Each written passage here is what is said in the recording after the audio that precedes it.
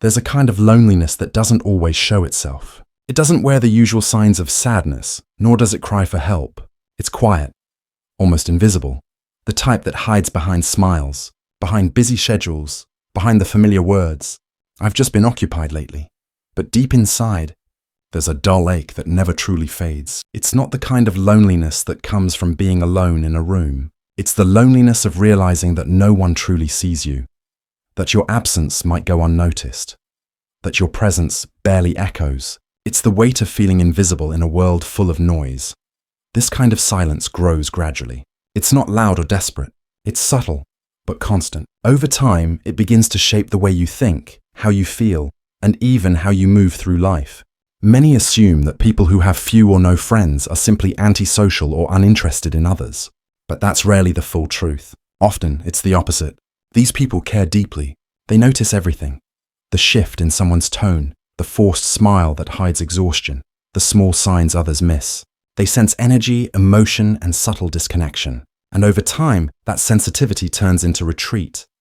Not out of hate, but out of self-protection. Psychologically, prolonged loneliness affects the brain. When a person goes too long without meaningful bonds, the mind begins to perceive isolation as a threat. It activates the same areas that respond to physical pain. That's why loneliness doesn't just break your heart metaphorically. It genuinely hurts. It alters sleep, increases anxiety, and triggers hypervigilance. The mind starts scanning for danger, even when none exists, because the human brain evolved in tribes. In the ancient world, isolation meant death, and yet today, you can be surrounded by thousands online and still feel utterly unseen. Because attention isn't connection, and validation isn't intimacy. There's a difference between being known and being understood, and those who walk alone understand that difference better than anyone. They didn't choose solitude overnight. It happened gradually, through a series of small heartbreaks. You share something vulnerable, and someone laughs. You trust and they betray. You open up, only to be misunderstood. Slowly, your mind learns a painful lesson. It's safer not to try. So you begin to withdraw. You tell yourself you enjoy solitude, and for a while it feels true. Solitude brings peace. It gives you space, control, silence. But eventually, it transforms from healing to haunting. Humans are wired for connection. Even the most independent souls crave to be seen, to be mirrored, to be understood.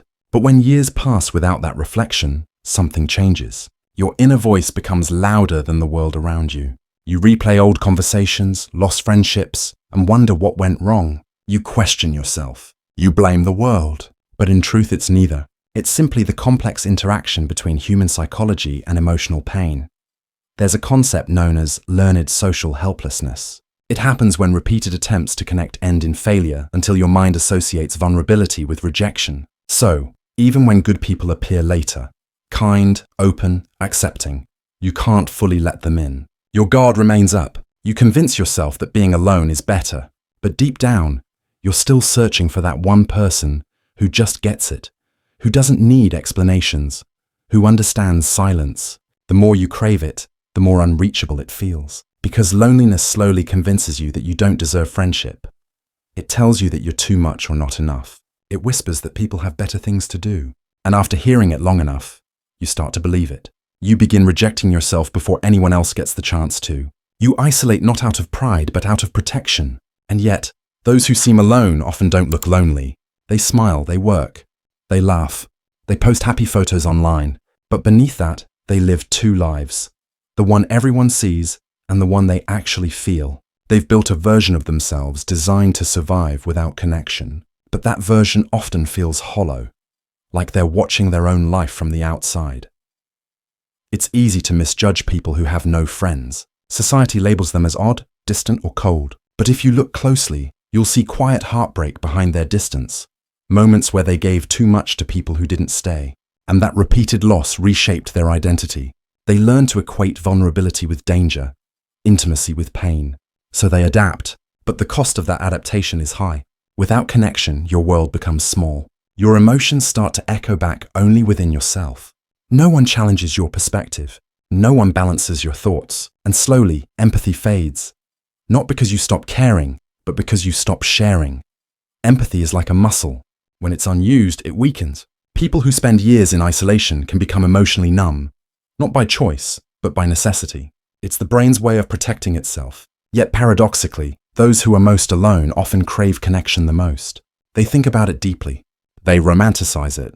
They treasure even small moments of warmth. Because when something becomes rare, you begin to value even its shadow. Loneliness doesn't just affect your emotions, it changes your behavior. Studies show that long-term isolation makes people hyper-alert to social cues. They overanalyze every message, every pause, every tone. They look for rejection even where it doesn't exist. This creates a loop.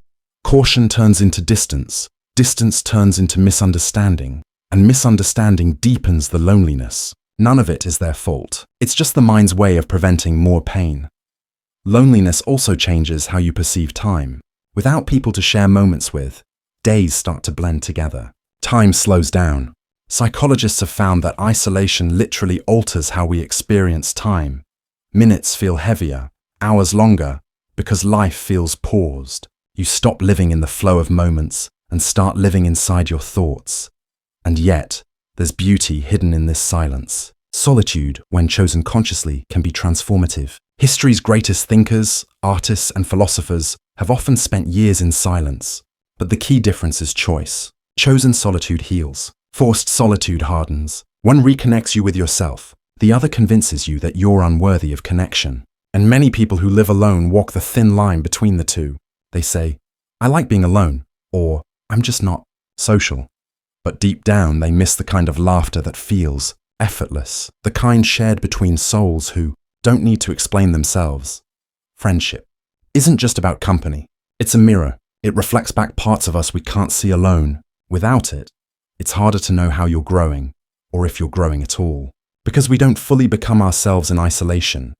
We become ourselves in reflection. And when that reflection is missing, life can start to feel unreal. Like you exist in silence without witness. But beneath that silence lies empathy. Deep, refined empathy. Because those who have known invisibility are the ones who see others most clearly. They notice when someone is left out. They offer quiet kindness, small check-ins, silent understanding. That's the paradox. The people who have no friends often make the best ones. If only someone would see them first. There comes a moment, often quietly, when someone who's been alone for too long realizes that waiting to be found is not enough. Healing begins not by finding people first, but by finding yourself. Real friendship grows from self-trust. When you believe your voice matters, you stop silencing it. When you accept that your needs aren't a burden, you allow connection to happen. Many who live in isolation aren't broken. They're simply tired. They've worn difference as armor, pretending it doesn't hurt. They've convinced themselves that standing apart is strength. But the truth is, difference was never the problem. The meaning attached to it was. When you grow up feeling misunderstood, you begin to edit yourself down. You speak less, expect less, hope less, and soon, even the people who might have loved the real you can no longer recognize you. The human brain is built to belong. It's an ancient instinct. But when belonging becomes painful, the brain learns avoidance, and avoidance becomes loneliness. Over time, lonely people adapt to predict rejection before it even happens. They become calm on the outside, but it's the calm of self-defense. In trying to avoid being too much, they become invisible, even to themselves. Yet, connection can be relearned. Social trust isn't gone forever. It just sleeps. Like a muscle, it can strengthen again through small acts of courage, smiling back when someone looks your way, replying to a message instead of overthinking it, saying yes even when you're afraid. True friendship doesn't come from perfection. It comes from presence, from being real, flawed, and open. Those who've known long-term loneliness often carry deep emotional intelligence. They've spent years observing human behavior from the outside. They can sense sincerity. They know when someone is being genuine or simply polite. That's why they crave depth over surface. They build walls, but with windows, seeking connection, but only where it feels safe and real. Still, friendship demands vulnerability, and vulnerability feels terrifying after years of guarding yourself. You can't connect without emotional exposure. It feels like walking barefoot through broken glass. But it's the only way forward. Many avoid it, saying they're fine alone. But that's not truth. It's exhaustion. When you stop trying, you reinforce the very loneliness you fear. Healing begins when you stop chasing people and start understanding yourself. Being alone doesn't mean you're broken. It means you're preparing. Because loneliness can teach you what kind of company your soul craves. It forces you to build an inner strength so that when the right people arrive, you can meet them without fear. Those who have walked through silence often become the most self-aware. Their depth born from solitude becomes their greatest gift. When real connection finally arrives, it feels different. Grounded, mutual, genuine. If you're someone who has no friends right now, remember this. You are not invisible. You are becoming. The world hasn't forgotten you. It's waiting for you to rediscover yourself. Someday, you'll meet someone who looks at you and says, "It feels like I've known you forever." And in that moment, every quiet night, every ache, every lonely chapter will make sense. You'll understand that solitude was never punishment. It was preparation. Because friendship isn't about having many people around you. It's about recognition. When two souls meet and think, "You too? I thought I was the only one." That's real connection. It's not built through words, but through quiet understanding. So until that day comes, walk gently with yourself. Speak kindly. Even if no one stands beside you right now, you are still part of humanity's unseen thread. Connected, worthy, alive.